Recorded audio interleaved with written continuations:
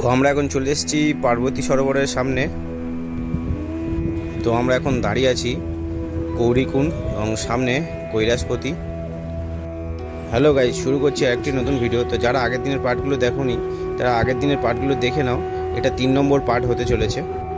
শুরু করছি আমরা পরের দিন সকাল থেকে। এই হোমস্টেটা আমরা নিয়েছি, এই রুমটা হোমস্টে। তো আমরা কাল খুব তাড়াতাড়ি শুয়ে পড়েছিলাম 5 বেডে ডিনার করে। তো এখন খুব ভোর ভোর উঠে পড়েছি এবং এখানে আপনারা স্নান করার জন্য গরম জল পেয়ে যাবেন। তো আমরা সবাই স্নান করে ফ্রেশ হয়ে রেডি হচ্ছি, আদি কৈলাসের উদ্দেশ্যে রওনা দেব। তো তার আগে এখানে একটু গরম চা ও ব্রেকফাস্ট করে নেব এবং করে বেরিয়ে যাব। আদি কৈলাস দর্শনের জন্য আপনাদের কিন্তু খুব সকাল সকাল বেরোতে হবে, কারণ সকালবেলায় একমাত্র ওয়েদার ভালো থাকে এবং দর্শনটা খুব ভালোভাবে হয়। তো এখন বাজে 6:30, আমরা আদি কৈলাসের জন্য বেরিয়ে পড়ব। পাহাড়ের উপর সুন্দর রোদ। তো এখন আমরা সকালের ব্রেকফাস্ট করে নেব।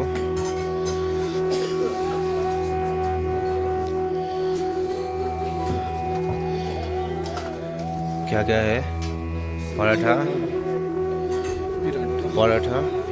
और सब्जी, आचार है।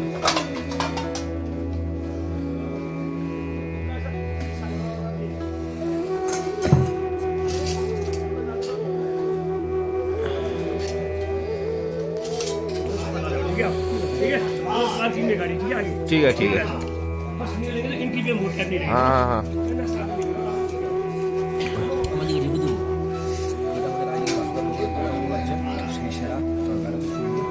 গুড মর্নিং ফ্রেন্ডস, আমরা এখন বার হচ্ছি আদি কৈলাসের উদ্দেশ্যে। এখন 7টা বাজতে 15 মিনিট বাকি আছে। তো আমরা একটু তাড়াতাড়ি 6:30টার মধ্যে বার হবো বলে করেছিলাম, কিন্তু পারিনি। কারণ তাড়াতাড়ি না বার হলে ওই আদি কৈলাসের যে পাহাড়টা ওটা মেঘে ঢেকে যায়।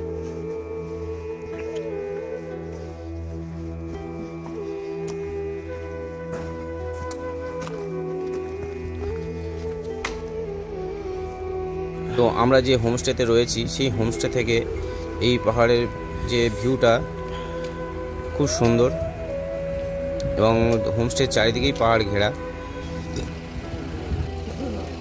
ও সকালে প্রচুর ঠান্ডা পড়ে, মাইনাস থাকে। তো আপনারা যারা আসবেন অবশ্যই শীতের ভালো ড্রেস নিয়েই আসবেন। নাভি ভিলেজ থেকে আদি কৈলাসের দূরত্ব খুব একটা বেশি নয়। তো যাওয়ার পথে যে সুন্দর মনোরম দৃশ্য রয়েছে সেটা দেখতে দেখতে কখন যে পৌঁছে যাবেন সেটা আপনারা নিজেরাই বুঝতে পারবেন না।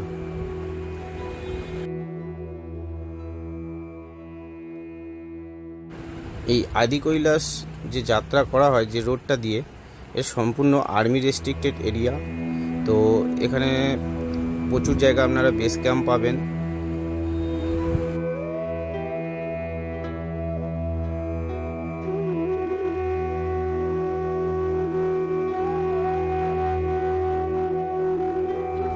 অনেক কষ্টের পরে দেখা মিলল কৈলাস পর্বতে। হর হর মহাদেব।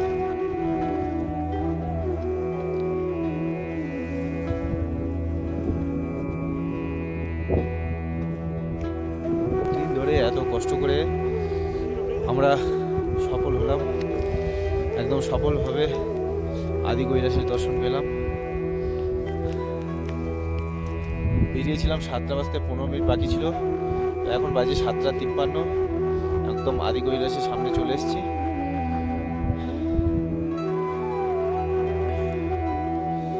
তো এখন টেম্পারেচার -9। তো আদি কৈলাসের পাশেই রয়েছে ব্রহ্ম পর্বত। তো এখানেও আপনারা বেশ কিছু ফটো সেশন করে নিতে পারেন। তো অনেক কষ্ট করে আসার পরে সবাই এখন ছবি তুলতে ব্যস্ত। ওই যে দূরে ব্রহ্ম পর্বত দেখা যাচ্ছে, এটা হচ্ছে পাণ্ডব পর্বত। আর একদম পাণ্ডব পর্বতের পাশেই কৈলাস পর্বত। হর হর মহাদেব। প্রচুর ঠান্ডা। তো একদম সার্থক হলো এই ট্যুরটা।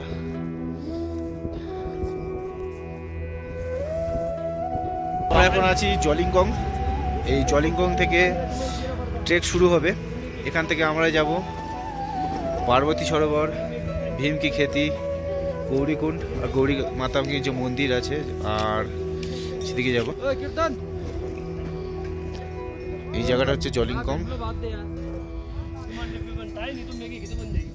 এখানে প্রচুর ঠান্ডা, প্রচুর ঠান্ডা, প্রচুর ঠান্ডা এখানে।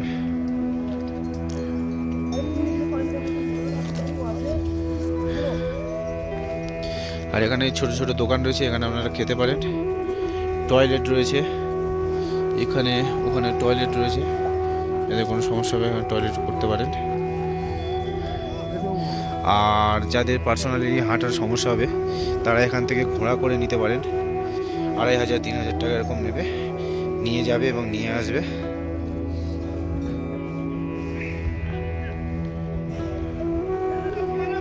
ये है पार्वती मुकुट,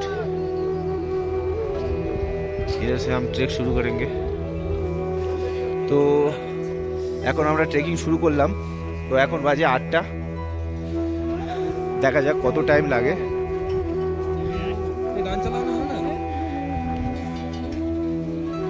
এখান থেকে আমরা ট্রেকিং শুরু করলাম।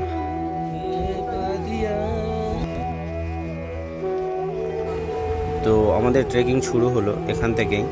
তো আপনারা যারা ট্রেকিং করবেন প্রত্যেকের কাছে ড্রাই ফ্রুট এবং জল রাখবেন। আর এটা অনেকটা হাই অ্যাটিটিউড জায়গায় হওয়ার জন্য এখানে অক্সিজেন সিলিন্ডার খুবই গুরুত্বপূর্ণ, অবশ্যই কাছে রাখবেন।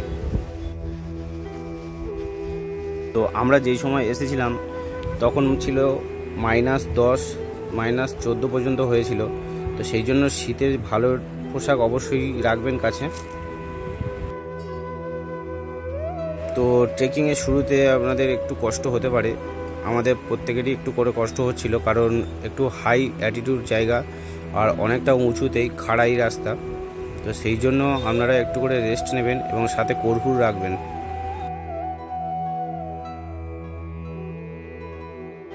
তো আমরা এখন পৌঁছে গেছি পার্বতী সরোবরের কাছেই।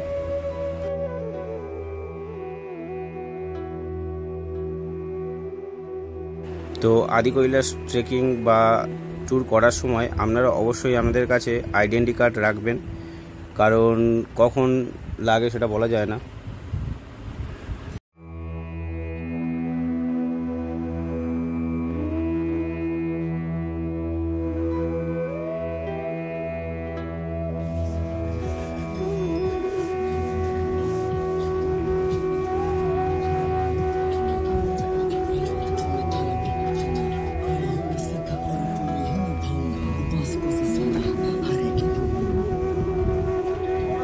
কেন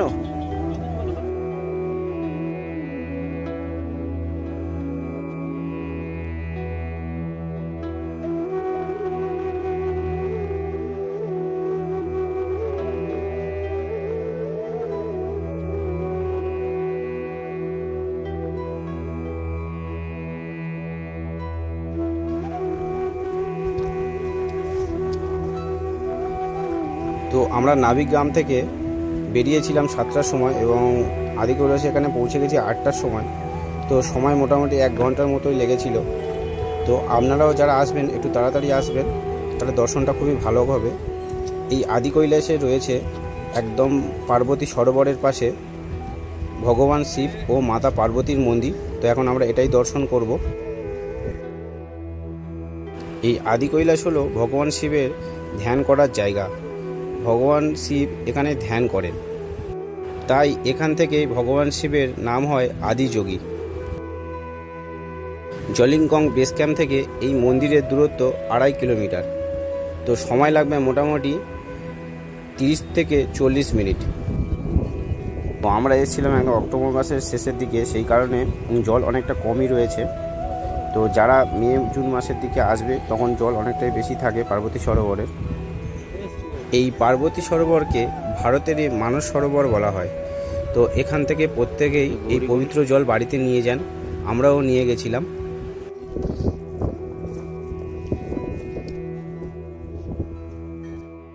মনে করা হয় যে ভগবান শিব ও মাতা পার্বতীর বিয়ের যে শোভাযাত্রা কৈলাস মানস সরোবর থেকে ত্রিযুকি নারায়ণ মন্দির যাওয়ার সময় এখানেই একদিন কাটিয়েছিল, সেই কারণে এই জায়গাটির নাম হয় আদি কৈলাস। তো এখন আমরা এগিয়ে যাচ্ছি, সামনে ট্রেকিং করে যাব একদম আদি কৈলাসের সামনে। তো আমরা বুঝতে পারছি না কোন দিক দিয়ে যাব, তো অনেকগুলো পথ রয়েছে, তো দেখা যাক। তো এখানে টেম্পারেচার এতটাই কম আর এতটাই যে ঠান্ডা হাওয়া বয় যে নিঃশ্বাস নিতে আপনাদের প্রবলেম হবে। অবশ্যই প্রত্যেকে মাস্ক ইউজ করবেন। এইরকম পাথর দিয়ে রাস্তা বানানো রয়েছে।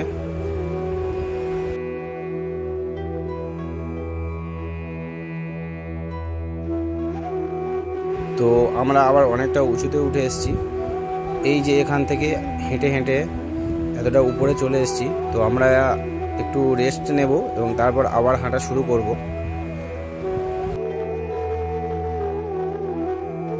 এই ট্রেকিংটাতে অনেকটা চড়াই উতরাই রয়েছে, কিছু কিছু জায়গায় চড়াই রয়েছে, আবার কিছু কিছু জায়গায় আপনাকে নেমে যেতে হবে।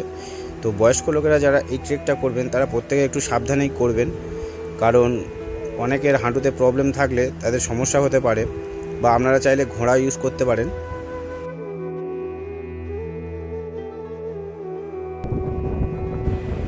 এখানে এতটাই বাতাস হয় যে আপনার নিঃশ্বাস নিতেও অনেকটা সমস্যা হবে।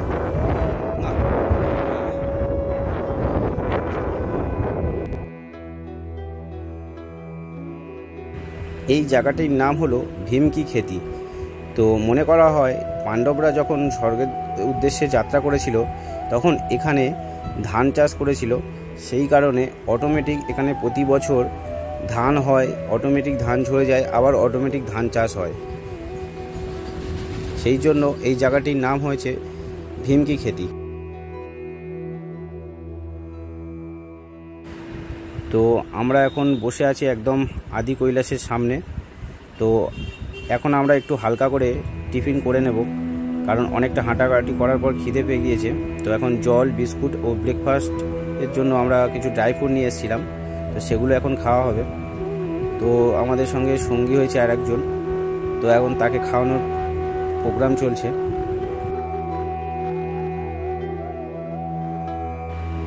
এই যে জায়গাটি উপর থেকে দেখতে পাচ্ছেন এটি হলো জলিংকং বেস ক্যাম্প। আপনাদের গাড়ি লাস্ট এই পর্যন্তই আসবেন, তারপর আপনাদেরকে পায়ে হেঁটেই ট্রেক করতে হবে, বা আপনারা চাইলে ঘোড়ার সাহায্য নিতে পারেন। তো ট্রেকিং করার জন্য আমাদের এনার্জি দরকার, সেই জন্য একটু খাওয়া দাওয়া করে নেব, তারপর একদম কৈলাস পর্বতের সামনেই যাব। তো এখন আমরা যাচ্ছি গৌরীকুণ্ড। এই যে সরু রাস্তা যাচ্ছে, এই যে লোকজন যাচ্ছে, এই রাস্তা দিয়ে যাবো গৌরীকুণ্ড।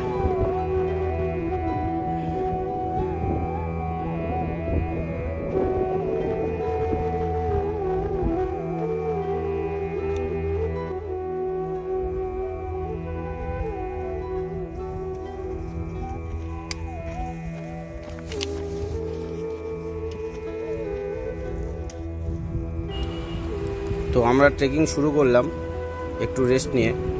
তো আপনারা যারা যাবেন বর্তমানে তারা প্রত্যেকে চেষ্টা করবেন যে অক্সিজেনের সিলিন্ডার রাখার, কারণ প্রয়োজন হতেই পারে, কারণ অনেকটা হাই অ্যাটিটিউড জায়গা। আর ওখানে গেলে চিৎকার চেঁচামেচি বা কথা একটু কমই বলবেন, কারণ আমাদেরও সমস্যা হয়েছে, আমরাও সেই সমস্যার সম্মুখীন হয়েছি, তাই আপনাদেরকে জানিয়ে রাখলাম।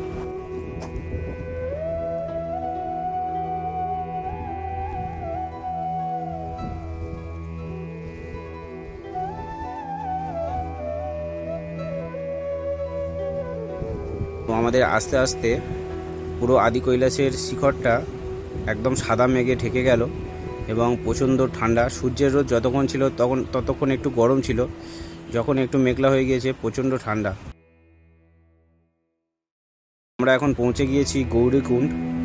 এই সামনে দেখতে পাচ্ছ গৌরীকুণ্ড।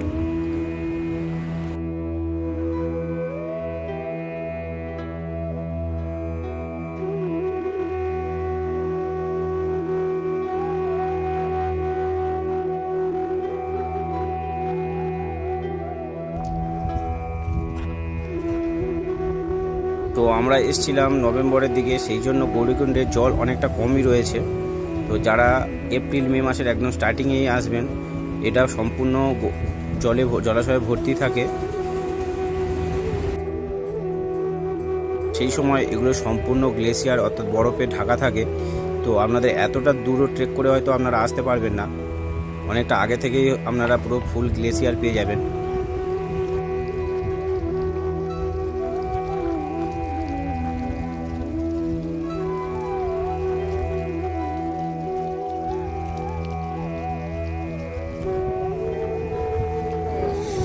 আদি কৈলাসের নিচে বসে যে মানসিক শান্তি পাওয়া যায়, সেটা আশা করি আর কোনো জায়গায় গেলে পাওয়া যাবে কি আমি জানি না।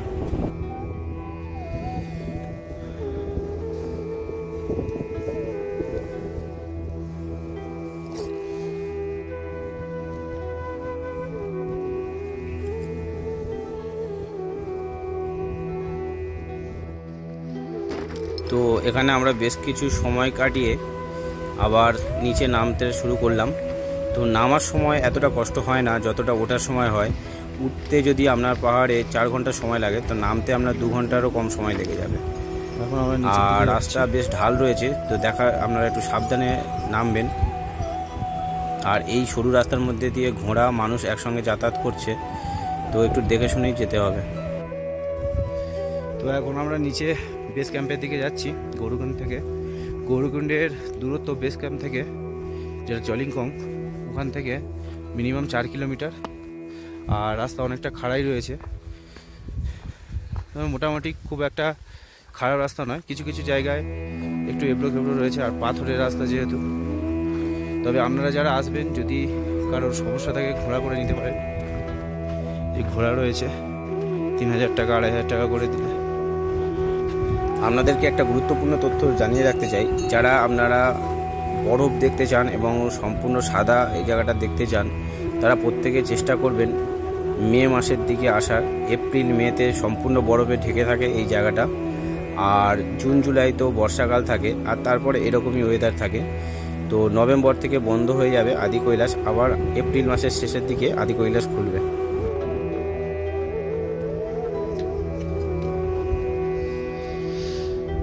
যারা ট্রেকিং করে খাওয়া দাওয়া করবেন, তারা প্রত্যেকে এইসব যে দোকানগুলো রয়েছে এখানে খাবার অর্ডার দিয়ে যাবেন, কারণ এই খাবারগুলো বানাতে অনেক সময় লাগে। এখানে এই সিম্পল ম্যাগি বানাতে অন্তত 20 থেকে 25 মিনিট সময় লেগে যায়। তো সেই কারণে আপনারা যারা খাওয়া দাওয়া করবেন, আগে থাকতে অর্ডার দিয়ে গেলে ওনারা খাবার রেডি করে রাখবেন। এই যে জায়গাটি দিয়ে যাচ্ছি, এটি হলো কুটি ভিলেজ। তো মহাভারতে কুন্তির নাম অনুসারে এই গ্রামের নামকরণ করা হয়েছে কুটি ভিলেজ। তো এখানে এখনও প্রচুর পুরনো বাড়ি দেখা যায়, পুরনো ঘরবাড়ি, পাথর দেওয়া সব রয়েছে।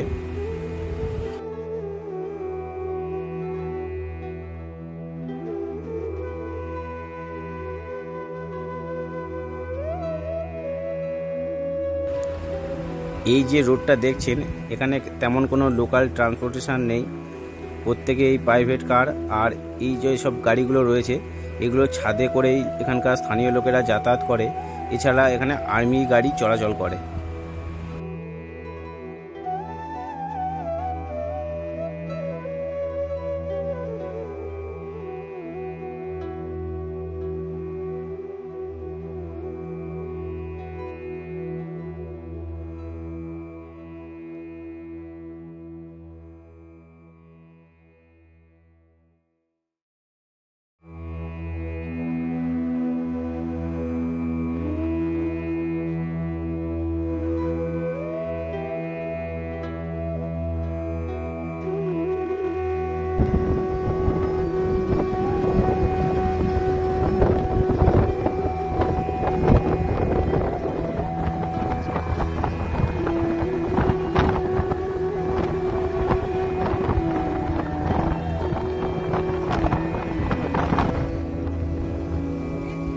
রাস্তার দুদিকে এত সুন্দর যে রূপ পাহাড়ের, আপনারা নিজের চোখে যতক্ষণ না দেখবেন এ সম্পূর্ণ বলে বোঝানো যাবে না।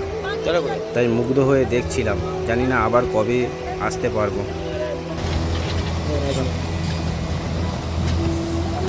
পাহাড়ের মাঝখান দিয়ে এই সুন্দর নদী নীল জল নিয়ে বয়ে চলেছে।